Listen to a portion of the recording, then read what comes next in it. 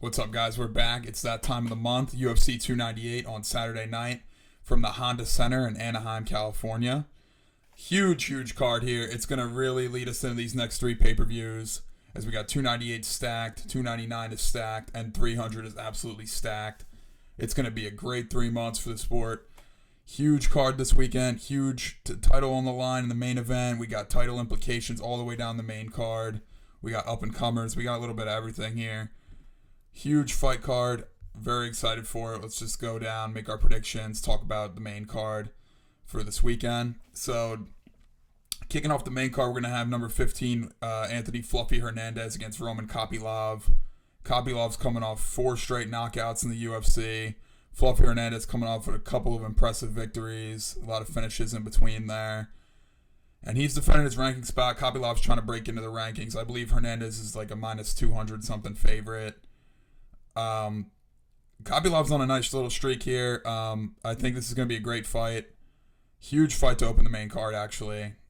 Great. I don't really know if I agree with the odds that Fluffy Hernandez should be minus 250, but nevertheless, I think he's going to get it done. I think Kopylov's just kind of been facing weaker competition and just taking advantage with his raw power. And I think that Hernandez is going to get him out of there or grind him out to a decision to open the main card. But I think it should be a great fight. Huge implications there when it comes to the rankings.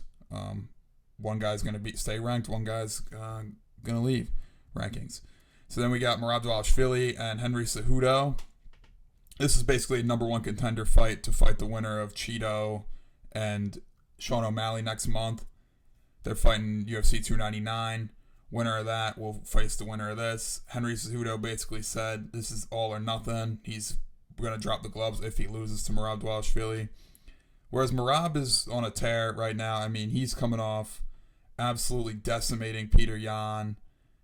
And he's really made a name for himself in this division. He's averaging like, I don't know if he's averaging, but in terms of his takedown attempts, I think he averaged like 20 plus his last fight.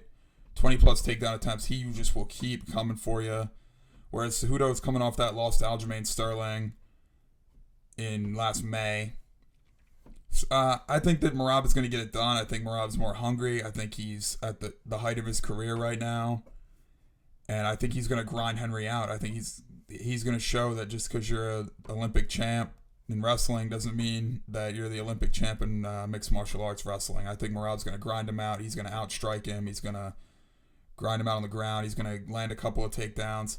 But I wouldn't be surprised. Henry's always tough. I mean, you can't really disrespect him in terms of his accomplishments. He's one of the greatest combat sports artists of all time with his gold medals, his 2 belts.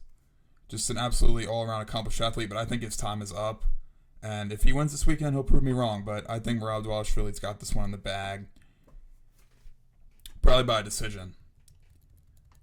Next up, we got Ian Machado Gary against Jeff Neal in the welterweight division. Winner of this fight is going to be set up to move pretty high up the rankings and possibly crack into the top 5 in their next fight. We got Jeff Neal coming off the absolute war with Shavkat, in which he was finished with a standing rear naked choke back in March of 2023. And Ian Machado Gary is coming off absolute demolition of Neil Magny, 30-24 style in August on the O'Malley Sterling card. Huge fight here. I think that both guys are in a good position right now. This is a striker versus striker matchup. Should be pretty fireworks. I think my honest prediction for this fight is that Ian Machado Gary is going to get it done. Probably by decision. Neal isn't the guy you just put away that easily, especially the way he's been fighting recently. But I think Neal is going to land a pretty blistering knockdown, and he could knock him out. But I think Neal knocks him down, and Ian Gary still finds a way to win. That's my prediction on this fight. Should be fireworks, so I think the odds are a little skewed towards Gary because of his fan base, and it should be a little closer. But but either guy could win. But I'm just leaning towards Ian Gary. He just finds a way to win, even though he's got that style with his chin up, chin out. He gets knocked down, he gets back up, and he finds a way to win these fights. He gets rocked too. He doesn't always get knocked down, but he does get rocked a lot. And Neal is in the hands of steel he ain't called hands of steel for no reason. I mean, should be a banger. Great featured card. Great card fight under it with Dvalishvili and Cejudo. This is a pretty good main card. Not a pretty good. This is a great main card. And then we have Robert the Reaper Whittaker, number 3, against Paulo the People's Champ Costa, number 6. Huge fight here. I mean, this could be the next middleweight contender after.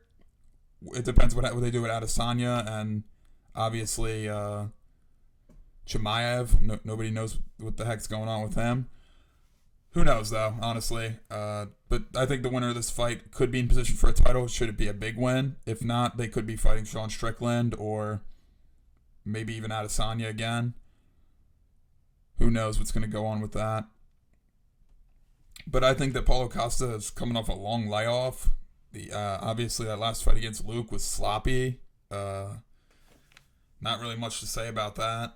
Very sloppy performance by him. I'll give him the benefit of him being in Salt Lake City with the elevation. But I think Costa is... I just think that Costa could knock Rob out, and that's probably it. I think Rob is going to keep his distance like he always does. He's going to get his leg kicks in. He's going to get the jab going. He might get a 1-2 head kick off on Paulo too. I think Rob wins this fight by decision, but I wouldn't ever doubt Costa's power because, I mean, obviously he's finished 12 of his 14 wins by knockout. So I think it'll be a great fight, though. I see this one just going like Rob, not really taking much chances. He might mix some wrestling in.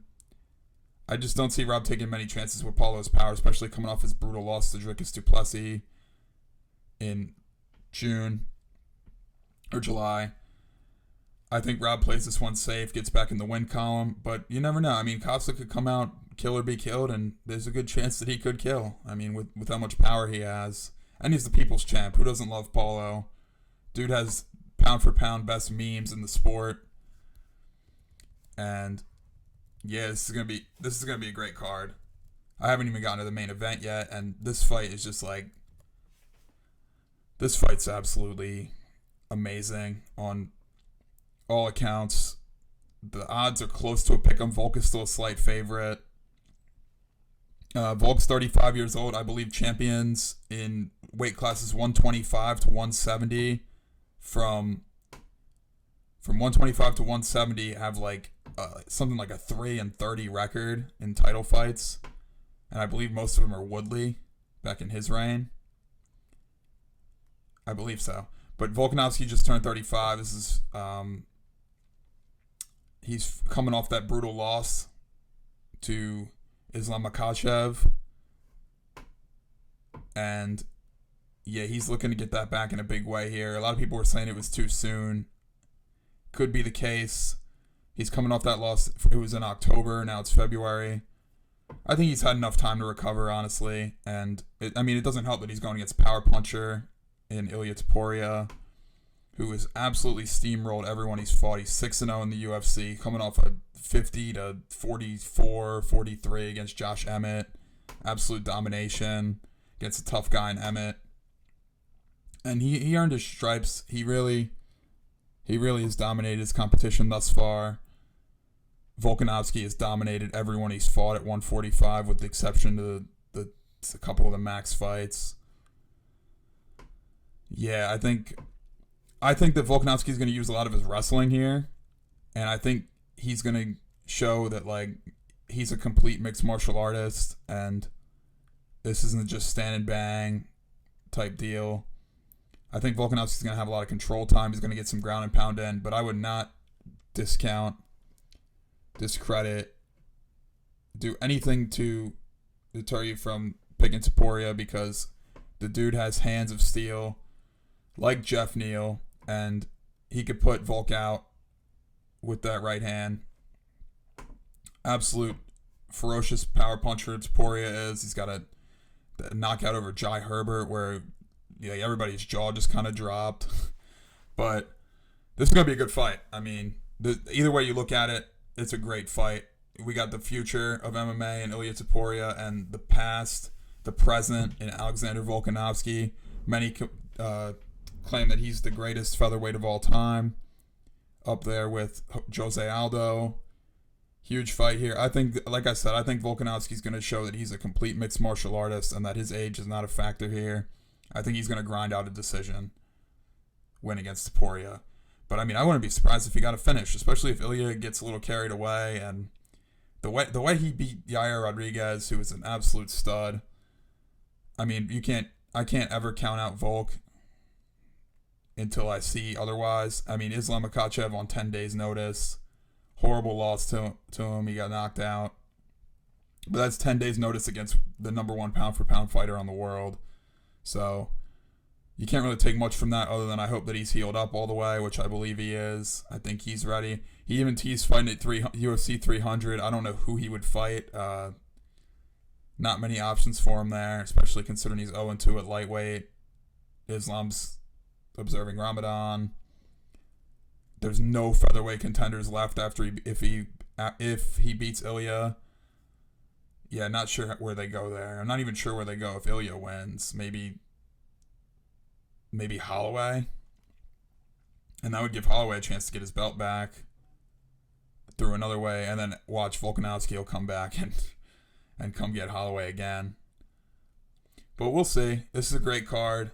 We got a great card next month. We got a great card in April with 300. I'm looking forward to it. But I got Fluffy Hernandez, Merab Dvalishvili, Ian Machado Gary, Whitaker, and Volkanovski. This is one of the first cards in a while that I'm all on favorites, and that's why I'm not betting this card, because it would probably backfire, because I guarantee one or two of these underdogs are going to come out, get a huge victory, and if I had to guess, it's going to be Topuria and Kopylov. But nevertheless, I'm very excited for this card. Huge card, huge stakes here. And it's going to set up a good 3 months for the sport. Along with, there's a lot of other promotions running crazy events too. We got boxing is coming back. The Saudis are kind of bringing boxing back a little bit with these matchups. But I'm excited to see how this card goes. It should be a banger. And yeah, everybody enjoy the card. Peace out, guys. Till next time.